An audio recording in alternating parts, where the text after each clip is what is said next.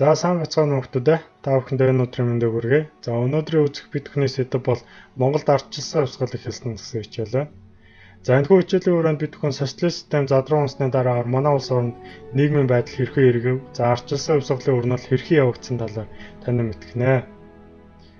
За ерөнхийдөө 1980-аас 1990 оны хооронд дэлхийн улс орн бүр одоо социалист системийг халах хөдөлгөөн өрнүүлж, за энэ хөдөлгөөний үр нөлөө манай улсад ч гэсэн одоо орж ирсэн. За энэ үед Монгол улсын нам төрийн удирдагч Жамбын Батмунх бол 1988 онд хуралдсан Монгол Ардын Хувьсгалт намын төв орооны 5 дугаар бүгд хурал дээр бол нэгэн мэдээлэл хийсэн байдаг. За энэхүү мэдээлэлд бол социалист систем бол одоо ингээм хурдалд орж байгааг хүлээн зөвшөөрөөд ард түмний амьдралын түвшин бол доогуур байгааг анх удаа хүлээн зөвшөөрсөн үйл явц болсон. За 1988-аас 1989 оны үед бол залуучуудын дунд шинэ үеийн орчлон зэрэг улс төрийн нууц бүлэгмүүд бол бий болж ирсэн. За энэхүү бүлэгмүүд бол тухайн үеийн улс төрийн намын тогтолцоог бол одоо шүүмжлэх, за одоо Баабрын бүү мартуул сүннэ гэдэг гар бичмэл болон хүмүүсийн нийгмийн тухай шүүмжийг бол гараас гарт дамжуулах зарчмаар нийгэмд бол хүргэж ирсэн. За 1988 оны 12 сард болсон Монгол Ардын Хувьсгалт намын төв орооны 5 дугаар бүгд хурал дээр бол нийгмээ шинжлэх, намын байгууллага, аж ахуй ажилд одоо шууд утгаалдаа оролцох үйл явцыг багасгах, ил тод байдлыг нэвтрүүлэх зэрэг шүүмжлэл өрнүүлж ирсэн.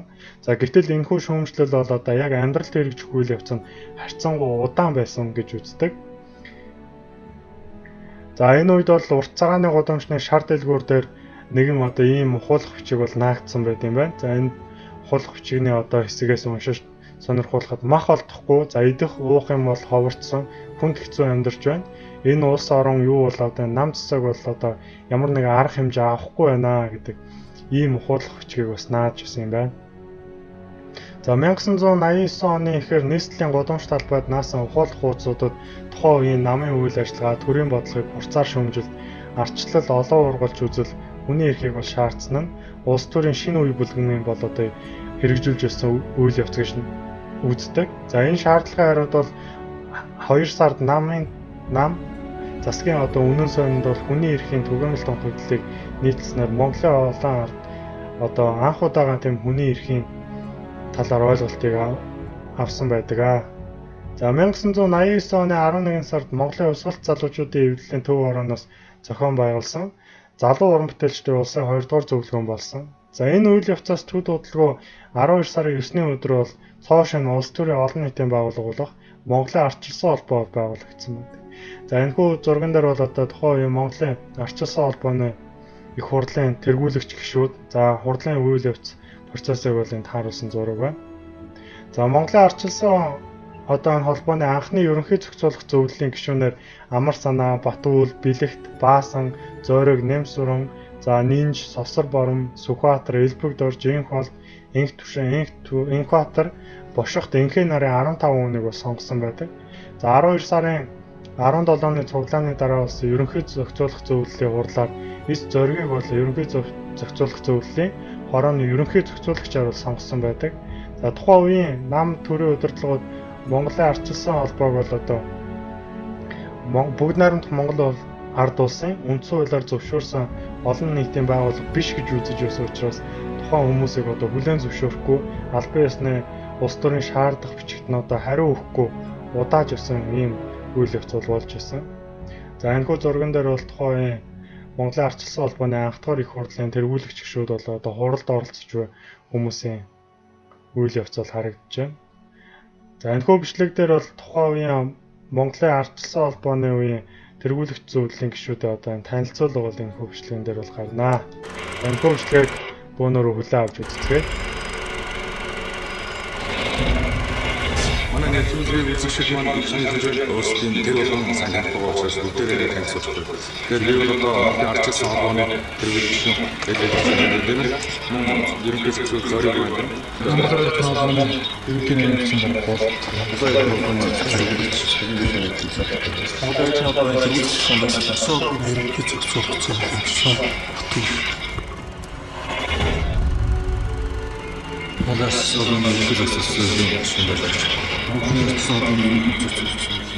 баасан системийн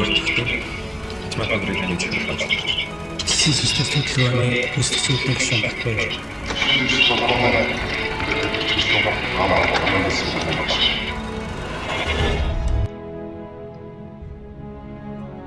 За энэ хөвшлэгэн дээр бол тухайн үеийн Монголын ардчилсан холбооны одоо тэргүүлэх зөвлөлийн гишүүдийг бол танилцуулж байна. Үйл явц бол өрнөж байна.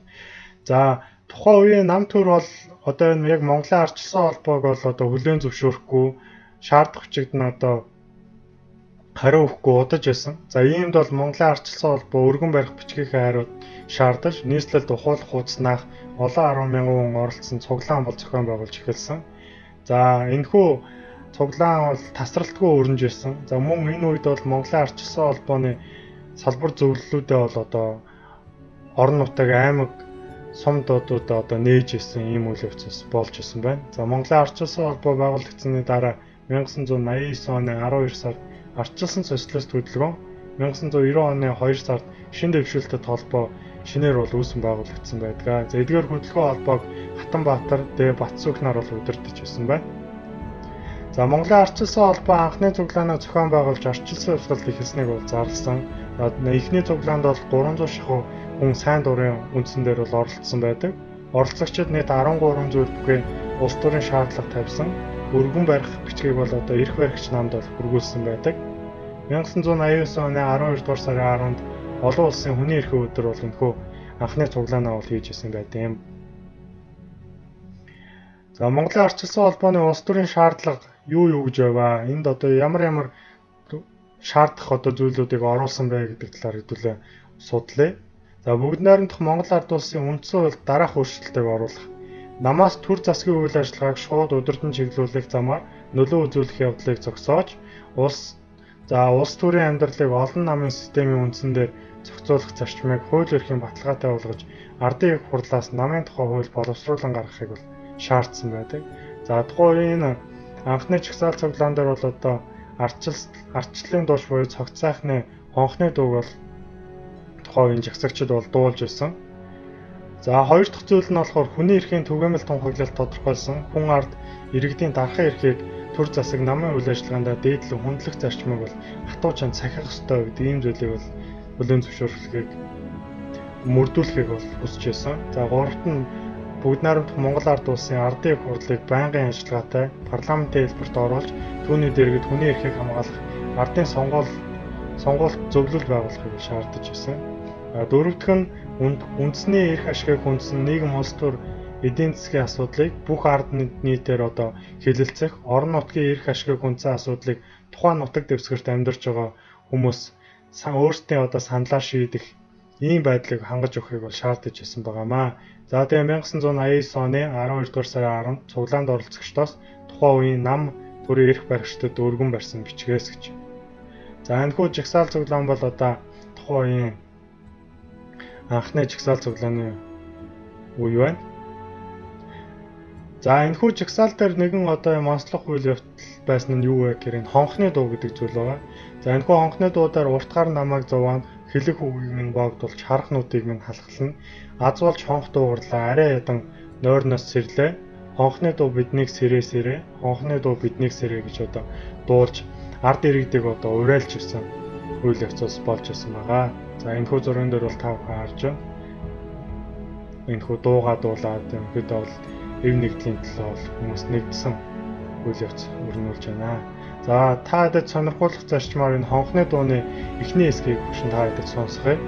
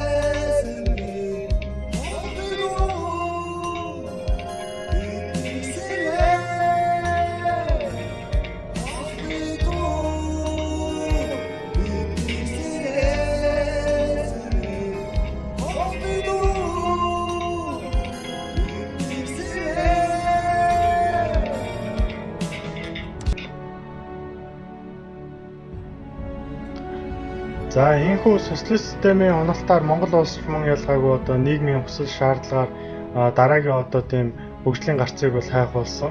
За энэхүү зүйл нь бол одоо Монгол улсыг бол 1990 оны ардчилсан хувьсгалд бол хөтлөж байсан гэж ойлгож байна.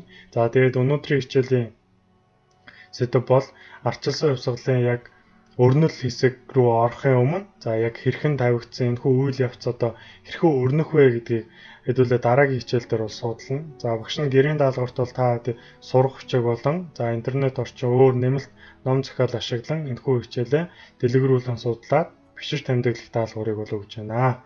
За ингээ хичээлдээ идэвхтэй оролцсон нийт сурагчдаа баярлалаа.